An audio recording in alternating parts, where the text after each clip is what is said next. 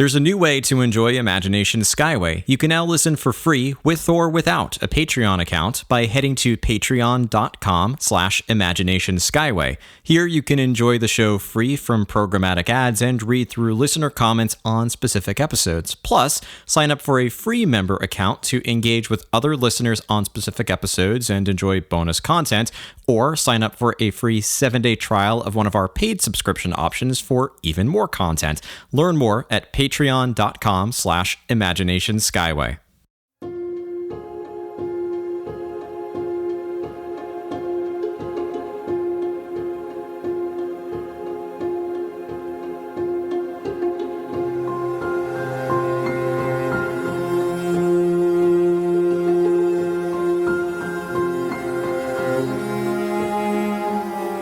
Welcome aboard Imagination Skyway, your grand podcast tour of the magic. I'm your host, Matthew Kroll, and in today's episode, I have the distinct honor and pleasure of chatting with newly inducted Disney legend Martha Blanding and co-author of her new book, Groundbreaking Magic, Tim O'Day.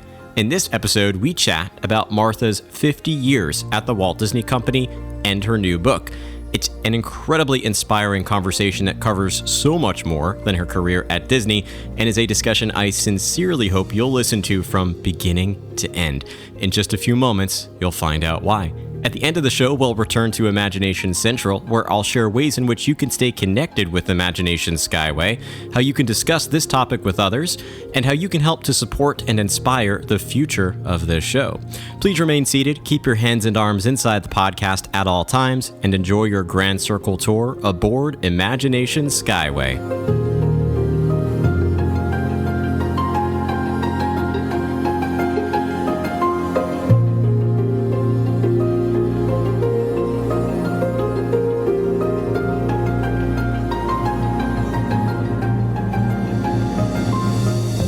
This year's Disney Legends ceremony installed such noteworthy individuals as Angela Bassett, John Williams, Harrison Ford, and Miley Cyrus. Among the 2024 class, Martha Blanding became the first Black Disney Parks employee inducted as a Disney legend.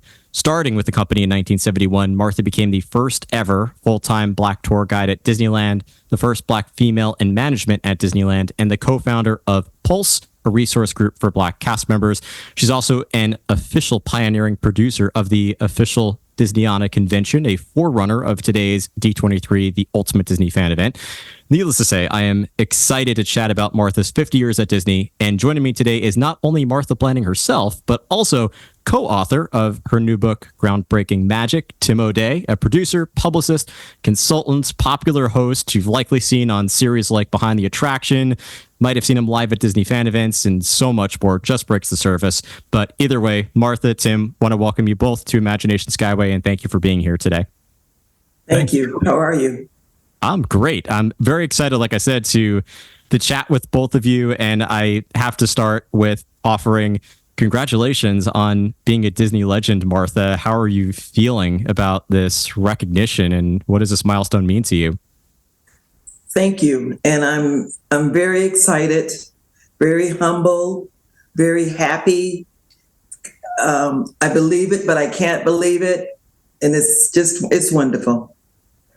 I am very excited for you. I have a few friends who are currently Disneyland VIP tour guides who look up to you, have such wonderful things to say about you, and I know are applauding and celebrating you as well. So I am really excited to chat about your story, your background with Disney, your thoughts, and of course your new book. But first, before we get to all that, I'm going to turn it over to Tim, because I'm curious how the two of you first met.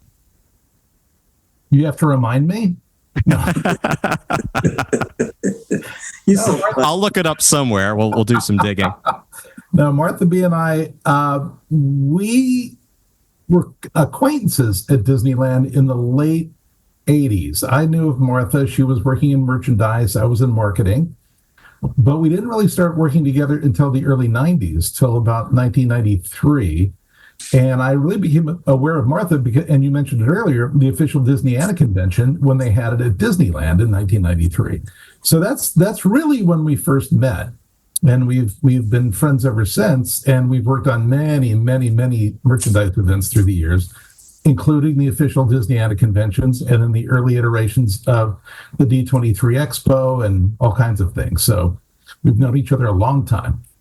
I had a feeling D23 would be involved because I know that when you look at the Venn diagram of areas where you two have both been involved, that was the key part that struck me as, okay, maybe that has something to do with it, but I wasn't sure if the story went back even further than that, which it sounds like it does as well. Yeah, absolutely. Yeah. Because Martha was in merchandise and she did merchandise special events at Disneyland, and I was in marketing. Our paths would cross all the time. And also when I was in marketing, I was in charge of a lot of the TV productions that happened at Disneyland, a lot of the old Disney Channel interstitials that occurred there. So if we were going to go into, let's say, the Candy Palace or someplace like that, we had to make sure that it was okay with merchandise. So, yeah, so our paths did cross. That's amazing. Well, I, of course, want to jump into your story, Martha, but I'm first going to, I usually end with the book, but I'm actually going to start and end with the book. We will literally bookend this by talking about it at the beginning and the end of this. So I'll start with you, Tim, and then we'll work over to you, Martha. So, Tim, talk me through the origins of this new book, Groundbreaking Magic, because I know this is not your first book. You've done this before. And how did this particular idea come to life? Well, actually, the origins of the book start with Martha. So I think Martha could explain that better than I can. Martha, let's turn over to you then. When I first started working at Disneyland, the park was only 16 years old. And there were not a lot of Black cast members there. They were there, but not a lot. And I sometimes kiddingly say that if I wanted to see another Black person, I'd go stand in the mirror and look at myself. But it wasn't a lot. And many of the experiences that I had were things that were never done by a Black cast member before. And I did a lot. And I'm a good storyteller. And a lot of people were encouraging me through the years to write a book because I had a good story to tell. And not my friends were encouraging me, and workers were encouraging me. Even Marty Sklar encouraged me to write a book. So I decided, okay, I'm going to do this, but I'm not a writer. And so I had a story to tell, and I knew that I needed help to tell this story. So we have another friend that's a mutual friend of Tim and I's, Lorraine Santoli. She offered to help me write the book, but Lorraine lives in New York. And which I really found out later on working with Tim, it was kind of good that he was here, because we were on the phone for hours and hours at a time. So I approached him and I talked to him about writing the book.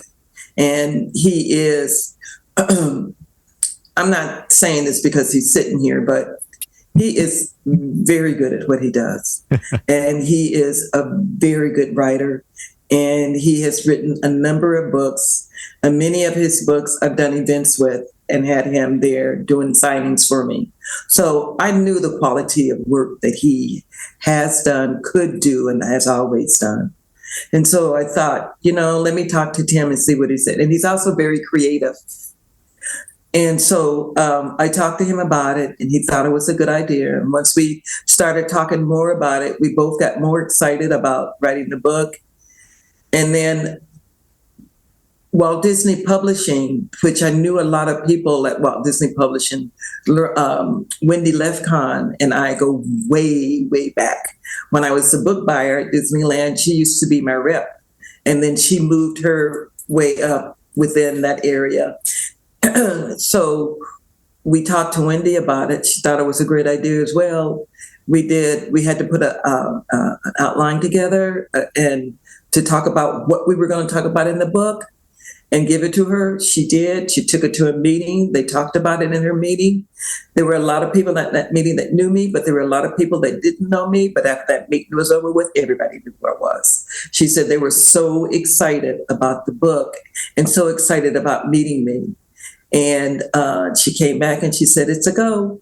And so Tim and I started we started writing. We started talking and writing. So I told my story and Tim wrote it. But the thing is, which is the tricky part, is that whatever he wrote, it had to sound like me. And he did it. And I have had a couple of people who have already read the book to tell me that as they were reading the book, they could hear me talking. And I think I'm not a writer, but I think that's something really hard to do. You know, you're writing with someone, but you got to make the book sound like them. And you have to use words that they use. And he did. He did a really good job.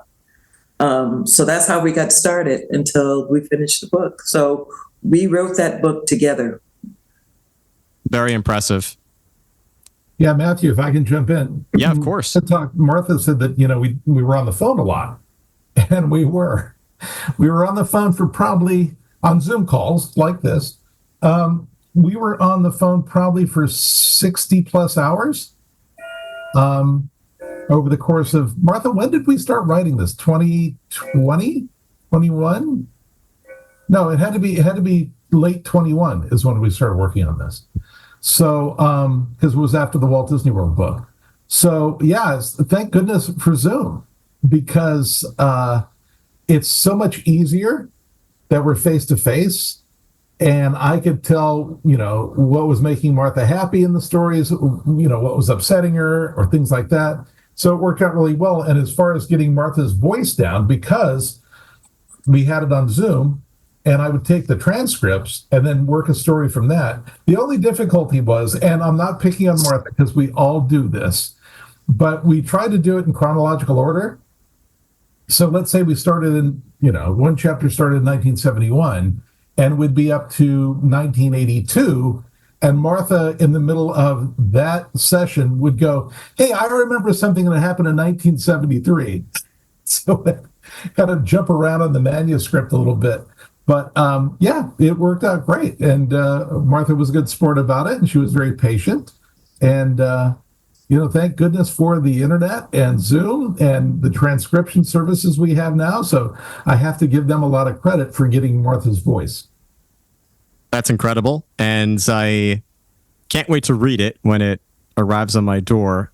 I'll come back to the book, as I said, at the end, because I do have a couple of questions there as well. But let's jump into your story, Martha, because I feel this is a good way to celebrate your induction into becoming a Disney legend and, of course, talk about the book. And we're not going to give away the entire book because we want to leave people hooked to pick up a copy themselves. But thinking about before you joined the company, even going back to your childhood, you know, you grew up in South Central Los Angeles. It's around the time that Disneyland was first getting started. What was your Disney experience like as a kid? You know, Matt, my parents, they were not wealthy. And we were wealthy in other ways. And we were wealthy in love, family support, and friends. And so we couldn't really afford to go to Disneyland all the time. And so we went when we had company that would come in, family members that would come in to visit. Mama and Daddy would, you know, put their money together so that we could take them to Disneyland. And Disneyland was, I mean, we were just like any other kid. You know, we were excited about going to Disneyland. It was an exciting place. When we drove to Disneyland and you're going down the 5 freeway, and the first person that saw the top of the Matterhorn Mountain would say, there it is. There's the Matterhorn Mountain. We're there.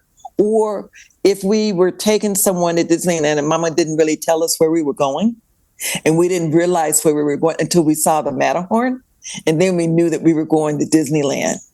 And so, and we would go in and, you know, we were on a budget, but we enjoyed ourselves. We had a good time. And usually Mama would make sandwiches and stuff for us to eat. So we would eat at the picnic area, and then we would go into the park and have a good time, you know, and enjoy it. So it was fun. We enjoyed it. We just didn't go. We didn't go a lot because we couldn't afford it.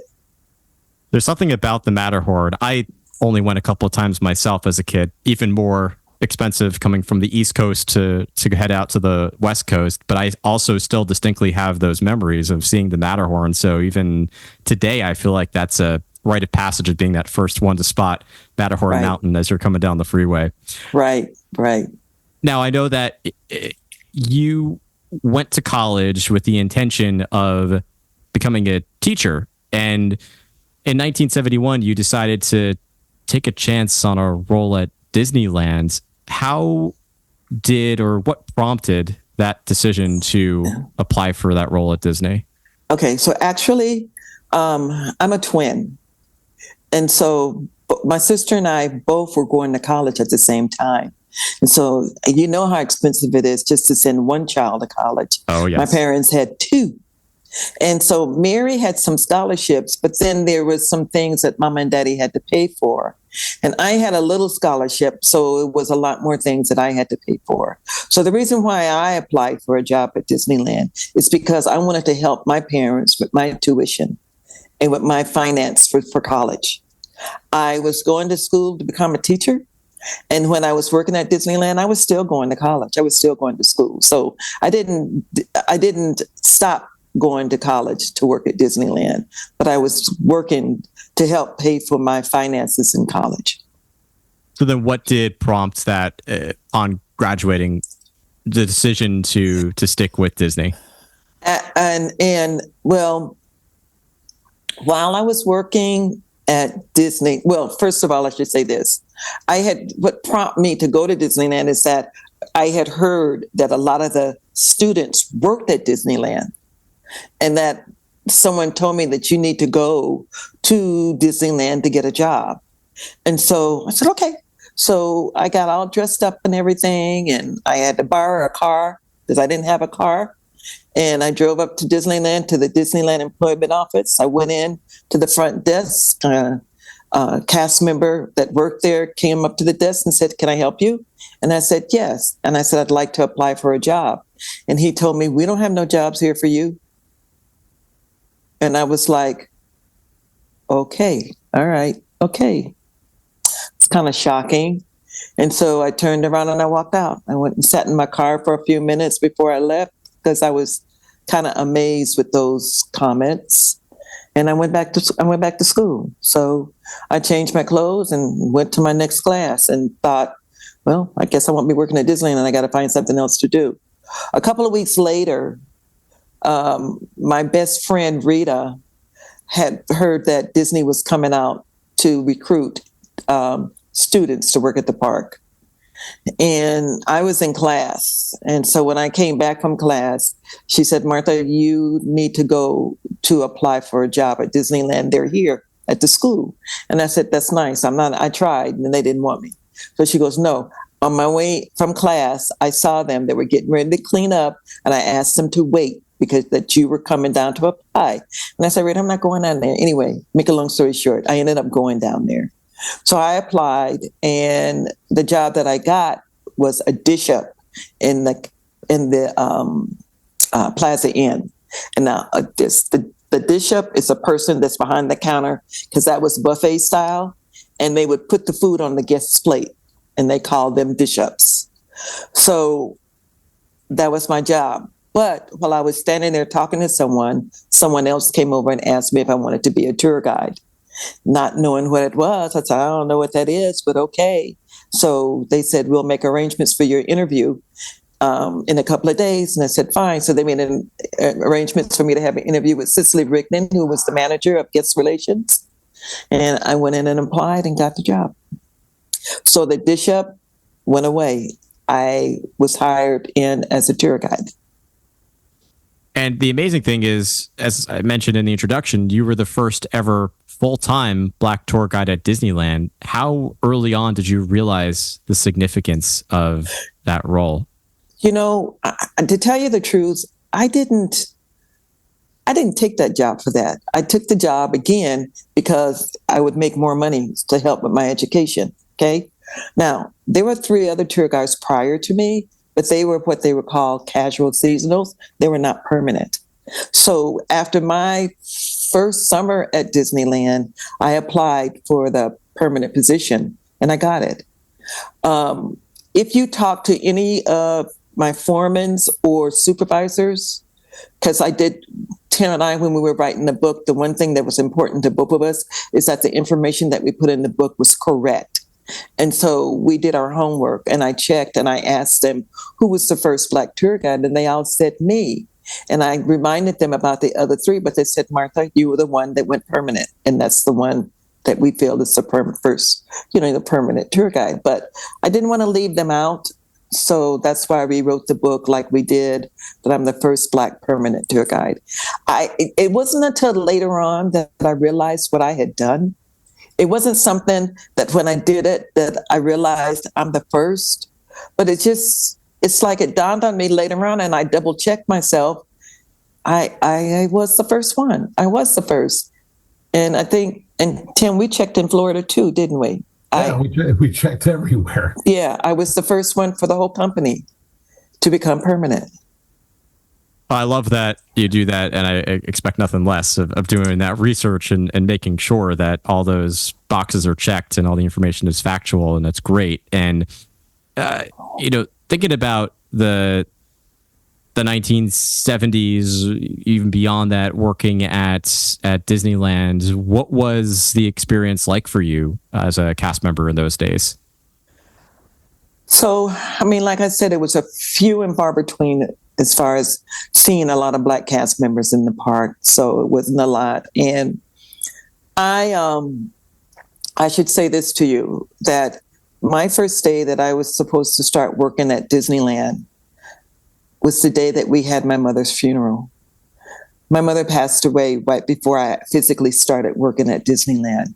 She knew that I was going to be a cast member, and I signed my papers, but I never talked to her about it. I figured I'll talk to Mama about it afterwards and she'll be okay. And I did. And she didn't want me to work there. She wanted me to come home, to be home during the summertime, because we were a very close-knit family. But she understood my reasons, and I talked her into it. She said it was okay. And then that weekend I went home. She had a massive heart attack and passed away. So for me, it was different only because my mommy's gone. She's not here, and that was my rock, and she's not with me anymore. So I was dealing with that. And then being the only one, my parents taught us to judge people not by the color of their skin, but by that person and what that person says. So being afraid, I wasn't afraid, okay? Not at all. But I also realized that many of those girls had never worked with anybody Black before. And an educated Black woman, oh my God, no. And many of them were rich. They came from rich families. And their reason for being there was to find a husband, But my reason is that I needed the money for work, for school. And then there were some there that needed that white that were there for the same reasons also. So I had to get acclimated to being in an area where it was 100% white. Okay, there were no other Black people in there. And then there were a few Hispanics, and there were some Asians that came in there also. But understand me, Matt, their skin is white. My skin is Black. So I'm the only one. That's it. But I didn't let it bother me. I was fine. And as I was writing the book, I did ask them, did the girls ever talk about me or anything? And they said no, they didn't, which was good. I was one of the girls. And so, we got along fine. We were fine. But I did have a situation where in the park, the tour guides kind of had a reputation of being arrogant and being uppity.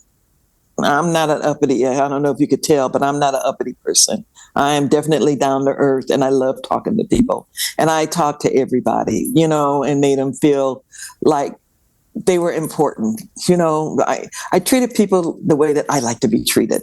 And so I got along with a lot of people. And I was one of the attractions that we would ride was the Jungle Cruise.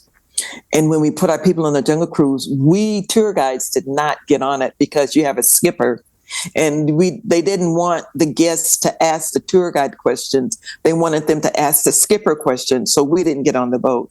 So that was kind of our opportunity to kind of take a little break and go back in the back, get some water, go to the restroom or whatever. And so I did. I went back in the back to do my thing. And while I was back there, a cast member from another attraction, I guess she thought I was the uppity one, and she kind of got smart with me. She wanted to know why was I back there, which was none of her business. And I shouldn't be back there. And it's like, I'm looking at her. Our riding prop was a real riding prop. And on one end of it was metal. And then the other end was a loop. And she got smart with me. So I hit it so that the metal part was in my hand. And I told her, I said, you're fooling with the wrong person, okay? And it's not any of your business while I'm back here. So don't ask me. And I don't want to have this conversation with you again. And so she just kind of stepped back in her own place. She walked away, and it never came up again. And nobody ever said anything to me about it. And when I would go back for my break, I wasn't bothered by anyone. But I wasn't doing anything wrong. I was right at what I did, but she was wrong. So I had situations like that, but that would happen not all the time. But then, I go to New Orleans Square, and you have the Royal Street Bachelors, and I got to talk to them and talking to the guests, and it was really nice, and on one occasions, one of the guests, I guess, I don't know, they were white and I'm black, and she got smart. Fortunately, there was another guest in line and told her to back off. Leave her alone. Either you leave the tour or you stay on the tour and listen to what she has to say. So in some cases, I had protection by others, but in other cases, I had to protect myself. But I chose not to make a scene. I chose to handle it in a professional way. And that's kind of how I handle them always.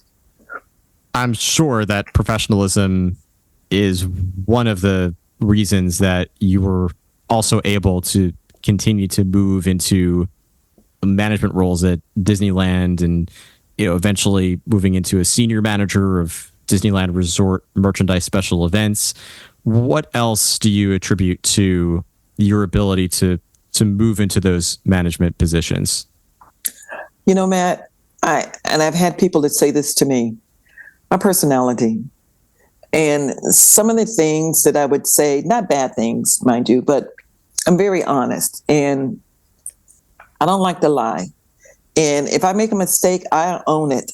I own up to it. And once I ran out of film for the whole park, because I was the film buyer, and I ran out of film for the whole park because I miscalculated. And I got in trouble when my manager called me in. And I sat down and I looked at him and I said, I'm sorry, Bill, but I made a mistake. I miscalculated. And he said, what? And I said, I miscalculated and I'm so sorry, but I know what to do to fix it. But whatever punishment you're going to give, I deserve it, but I'm really sorry about it.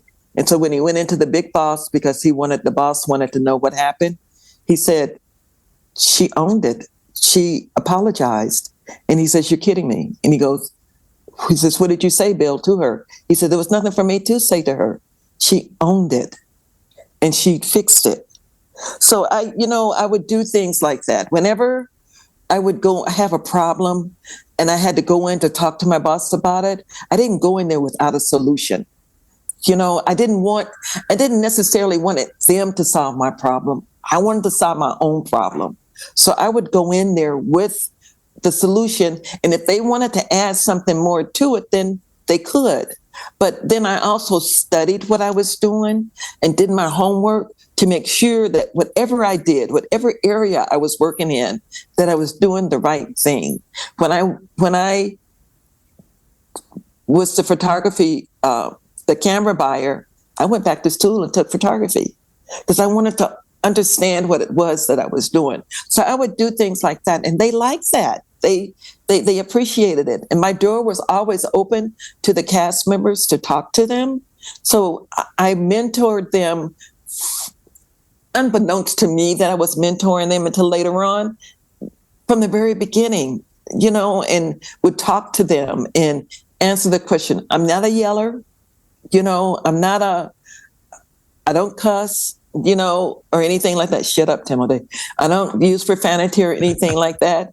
But because we're an adult, we're grown up, we're all adults. So respect, and I respected all of my cast members that worked for me, with me, above me, under me. I respected every last one of them. And to me, if you respect each other, everything else just falls into place. Absolutely. Now, there were issues, and I handled them, but yeah. Yeah, I think the accountability, ownership, the professionalism, and as you said, even assuming a leadership role and mentoring others, it makes it clear why you were so successful in those roles. Tim, you mentioned at the beginning that some of your earliest memories of working with Martha were in those merchandise special event roles. So what was your impression of Martha working with her during that time?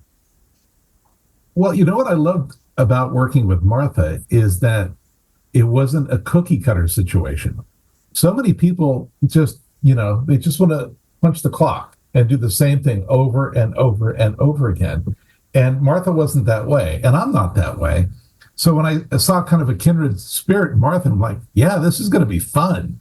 So Martha would do events that were way out of the box thinking for Disneyland. I mean, like totally, it wasn't even a box. I mean, it was just in another galaxy. So, instead of just doing a book signing or just this, that, or the other thing, Martha would create a whole, literally spectacular event around something. And so it was really under Martha where Disneyland started celebrating anniversaries. Merchandise led the charge on that. And so, I think the big first one that we did was the Haunted Mansion 40th, I think. And that was at the Fantasyland Theater. And that was a huge spectacular with a stage show that opened up the panel discussion on both ends. And it was spectacular. And then we had probably something like 13 people on the panel, and it was John Hench and Bill Justice and Sam McKim and Ken Anderson and Mark Davis, and the list went on and on. Anybody who had touched the Haunted Mansion was on this panel that I got to host. And then afterwards, Martha surprised everybody and put those Imagineers embedded in the Haunted Mansion. So as you're going by on your Doom buggy, there's Mark and Alice Davis down in the ballroom waving at you. So she just didn't do these kind of standard things. She was always thinking ahead, how can we do it different? And so that's what always intrigued me with Martha. And I knew if I was going to do an event with Martha, it was going to be fun. And Matt, the events that we did at that time were things that never had been done before. So I always had people that tell me, you can't do that. You can't do that. I said, yeah, we can. No, you can't. I said, yeah, we can. This is how we're going to do it. And we would sit and talk about it, and then they would get so excited about it, and then they ended up doing it. It ended up happening. I love it. And now that is such a integral part of Disney. It's celebrating those milestones, those anniversaries, and special events are just, they go hand in hand. So it's amazing. I want to, we could probably devote hours to talking about your career. I want to leave some level of mystery again for people to go out and buy the book. But one of the things I definitely want to highlight is the fact that you co-founded Pulse, which is an employer resource group for Black cast members. A couple of questions here, and I think I might know just talking to you some of the answers here. But first of all, what was the inspiration for this, or the onset of it, and what has it been like to serve as you alluded to, being a mentor for so many cast members? What has it been like to serve as a mentor for fellow cast members through this organization? The reason why, well, it was Disney's idea to develop these diversity groups, but we had different groups. You have OLA for Hispanic, you have Compass for Asian Americans, you had We had one for, we had Pride. We had one for, I'm going to say the wrong word, handicap. We had one for service. They just started an Indian group, and I'm not there for that, but that's what I'm hearing. So you have different groups for different cultures and different things, okay? So we started the Black group because Disney has a tendency when they do things, they do what they think is research, but they don't go deep enough. And sometimes they don't ask the right people. Sometimes they, this is the truth. Something that's in my world, by Black culture, they're going to talk to somebody white. You can't do that. You need to talk to somebody in my world to make sure that it's right. Or they would try to thinking that they are so right that it's wrong. So the group was formed not only for them to have someone that they could talk to about these things when they're telling their stories about different things for the attractions in the park, or about different merchandise that they're getting ready to create to go with one of the movies that they're making. Or if it's like we had pin events and they wanted to make a character for the pin event, but the one that they created looked like a little black Sambo. And it's like, you can't put that out there because the NAA and everybody else will be all on us like crazy. So they had someone that they could come to talk about things like that. Or like, Aunt Your Mama restaurant years ago was in the park, and they took it out because of the racial problems that they were having. Or years and years and years later, they thought about bringing something back. Not that restaurant, but it was a praline shop. And the proprietor was going to be a Black woman that looked like Aunt Jemima, full-figured, red and white gingham dress, red gingham scarf that she wore on her head, red lipstick. Well, you can't see me, Matt, but I'm not a skinny woman. I'm a full-figured woman, and I'm busty. My favorite lipstick is red, okay? And so it's like, you can't do that. So I went in and talked to my vice president, and I explained it to her, and she listened to me. And I said, you can't do that. She says, but Martha, she's going to be the proprietor. She's going to know about her shop. She'll be able to talk about it. I said, no one's going to listen to it, Ann. And in the world, the Black world will be all over us. You can't do that. And to be honest with you, when I go out there and I look like I could be an Aunt Jemima, okay? And the first person that says anything to me that, oh, you look like Aunt Jemima, I'm going to cold cock them and dare the company to fire me. So you can't do that. And she got it. She went back and talked to WDI about it, and they didn't do it. And you know what I did, Matt? Again, to make sure that Tim and I had the right thing, I had the opportunity to talk to her years later, and I asked her about it. And I asked her, did I make a difference? She said, yes, you did. You made a difference. So that you have someone that you could talk to. They don't just put these things up. And that applies to all the other groups also. So mentoring, I am retired, but I still do a mentoring program with them, with the young Black female cast members. And we meet once a month to talk. And they need someone that they can talk to. And it's not just me by myself. It's like a big sister, little sister thing. And so there are some other ladies there that it just so happened that all three of us are retired. There's a couple of us that's not retired, but the young ones are able to come in and they talk about their situations. We can't fight your battle. You have to fight your own battle, but we can guide you. And I tell you, it has made a big difference. I didn't have anyone like that I could talk to when I was their age. I had an ally and she was amazing. And if it wasn't for her, I would have lost my job. But it would have been even nicer to have someone that looked like me to talk to. So I can continue to do that. And that's something that I'm going to always do as long as they're okay with it, and they've been okay with it so far.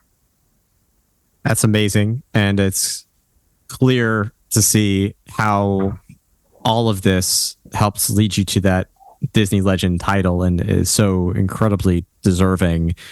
A couple of wrap-up questions and relating a lot of it to your book, but I'm going to start with looking back at your career, because milestones like this and of course writing books like these are opportunities to look back and reflect. What do you attribute to the success of your 50-year career at Disney, which not a lot of people reach that milestone at any company? I think, like I said before, I didn't do all these things to become a Disney legend, because a Disney legend wasn't even in my foresight, because I just didn't think it was anything for me.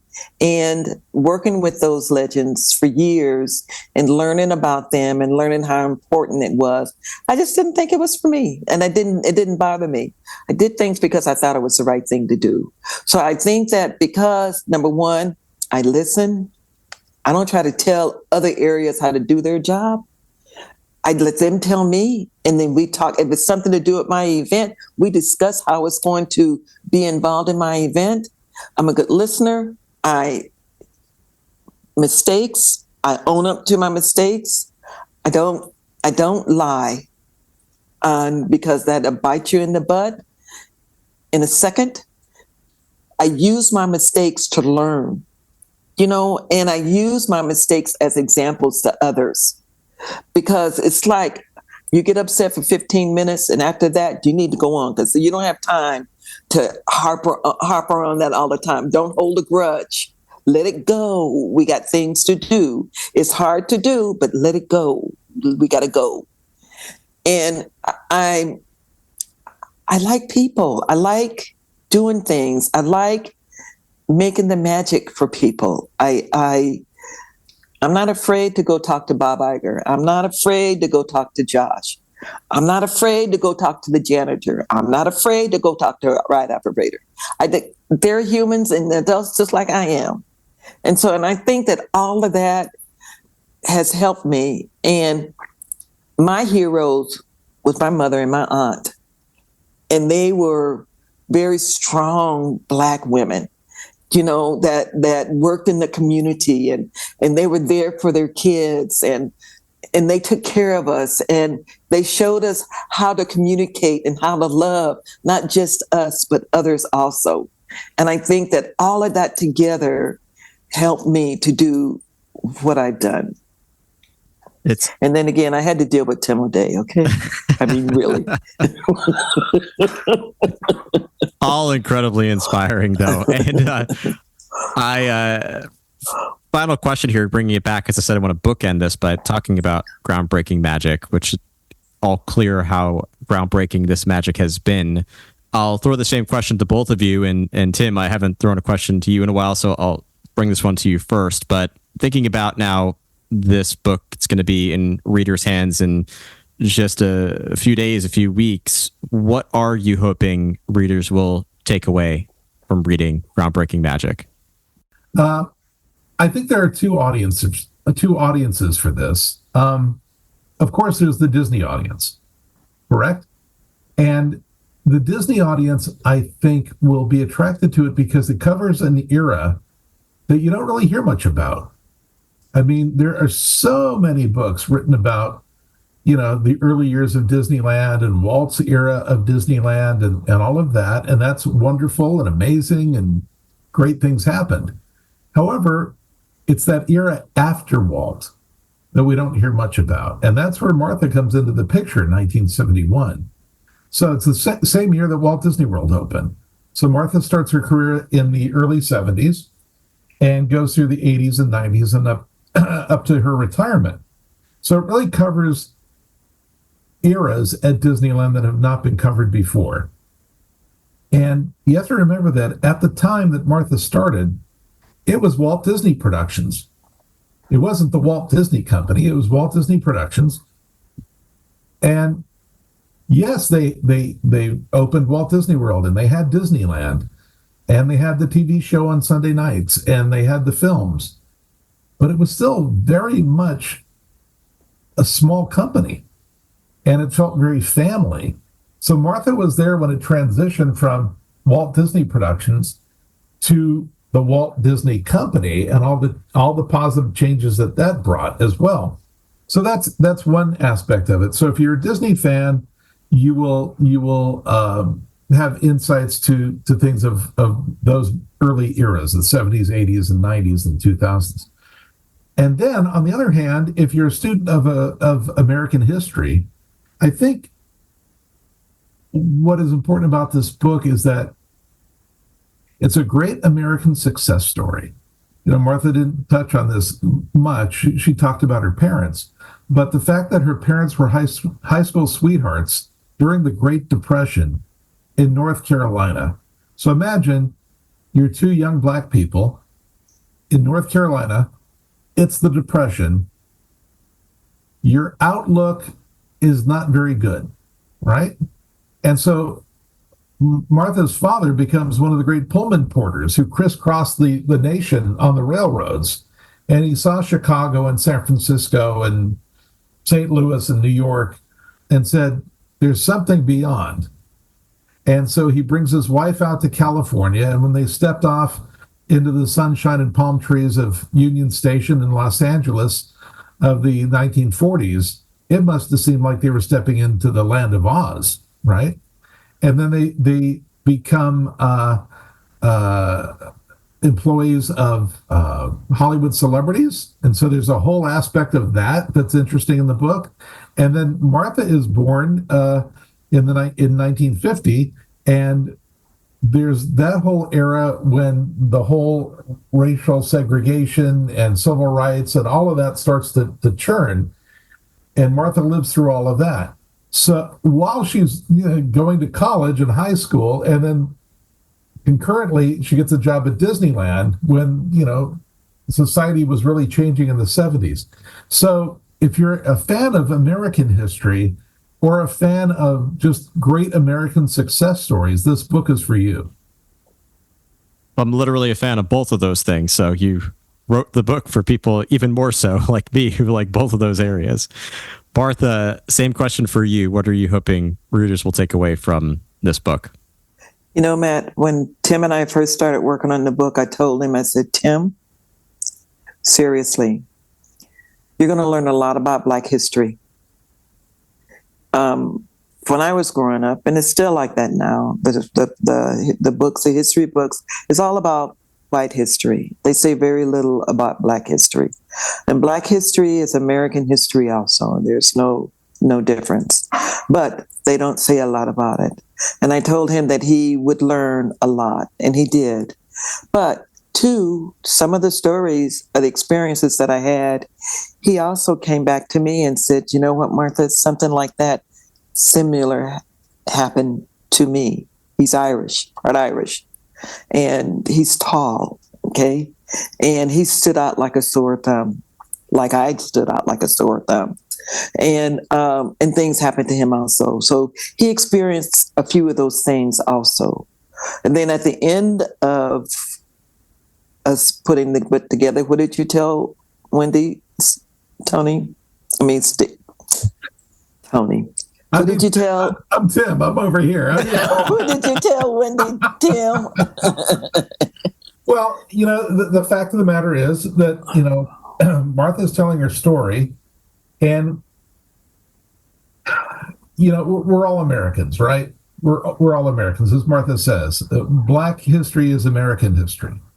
Okay, so we all share this history, no matter what. It's all intertwined. However, we get a little tribal sometimes, and we think, well, we celebrate things over here. This is the way we do it. We don't give thought to the way other people do it, and we kind of other people. And so Martha's talking about, oh my gosh, for Easter, we had this huge barbecue in the backyard. My dad would barbecue, and everybody would cook, and everybody would be in the backyard. The kids are running around, and I'm thinking that's not dissimilar than what I experienced. Or Right. in July and setting off fireworks in the street and a block party in the street. Not dissimilar, you know? The same with the holidays, except there was one certain holiday where her twin sister tried to kill her, but that's in the book. But that did not happen to me. But I think Martha's story shows that we're more alike than we are dissimilar. Right. And I right. wish a lot more people would realize that. And Matt, take away the fact that I'm a Black woman that wrote this book. It applies to anybody. Of course. It really does. And so I'm thinking the book is inspiring. The book, I hope, will motivate people to whatever it is, whatever their career is, to continue on. Don't let other people tell you how to create your career and what you want to do. You determine what that is, not them. And even though my high school counselor told my mother and I that I needed to learn how to do something with my hands because I would never make it in corporate America. Instead of him encouraging me to do better, to do things, he wanted me to step down. But little did he know, I did know how to do something with my hands because I'm a seamstress and I sew very well. I made all of my sister's clothes from junior high school and I do it still. So, and he didn't know that. But the thing is that he wasn't encouraging me. And then I get this. This happens to me. So did I make it in corporate America? Yeah, I did. Yeah, I did. I love it. It's certainly an inspirational read that I'm looking forward to gaining inspiration from as well. And as I said, looking forward to the Disney side of it, the American history side of it. And anyone listening can pick it up October 1st at bookstores near you or online. And I'll make sure everyone knows where to go to get that. But Martha and Tim, as I said, we could spend hours. Maybe we'll do this again sometime, but I appreciate you both chatting with me, and congratulations again, Martha. I am sincerely looking forward to reading this book. Thank you. Thank you, Matt.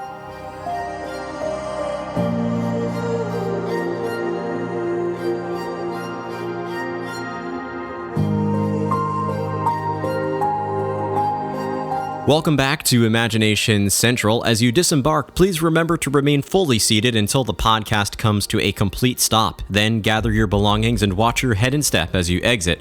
I once again want to extend a tremendous thank you to both Martha Blanding and Tim O'Day, and to Disney for this episode. Be sure to pick up a copy of Martha's new book, Groundbreaking Magic, A Black Woman's Journey Through the Happiest Place on Earth, beginning October 1st, 2024.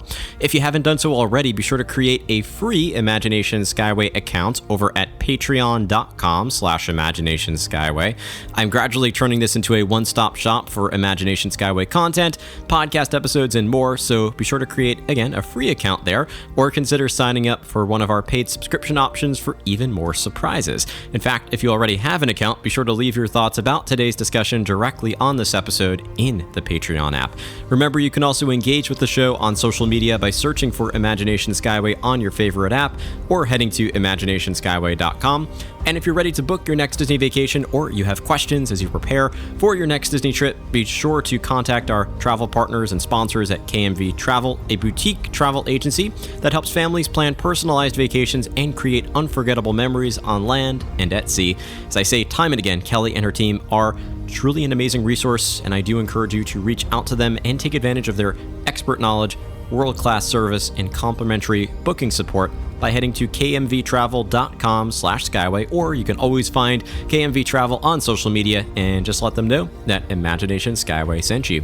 Thank you so much for riding aboard Imagination Skyway, and remember, if we can dream it, we can do it.